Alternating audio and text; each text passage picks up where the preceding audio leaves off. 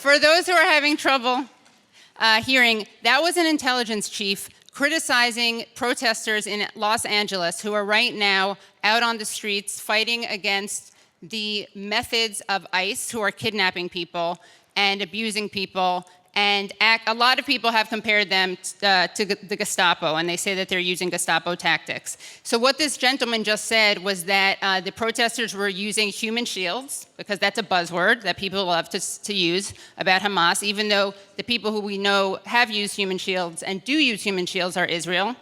They're never mentioned, though. And also, he accused people who were there fighting for immigrant rights of being infiltrators and not really there for that cause, and his evidence of that was because they had Palestinian flags. So the irony is that he thought that by mentioning the Palestinian flags, he was exposing protesters and discrediting them, but really he was exalting them and praising them as understanding the connections between the Free Palestine movement and the movement for immigrant rights.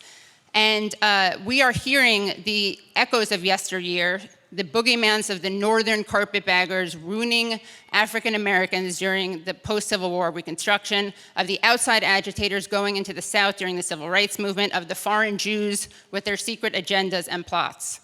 Why? Why are we painted as opportunists, using people as human shields, as criminals? Because to acknowledge that the protesters in Los Angeles against ICE raids and that the widespread movement against genocide in Gaza are citizens with justifiable issues and concerns calls the whole racist colonial project into question. The Palestinians are the other. The illegal aliens, quote unquote, are the other. They are Mexican rapists, as Donald Trump likes to call them. As a Jew and as Palestinians, we're familiar with this othering.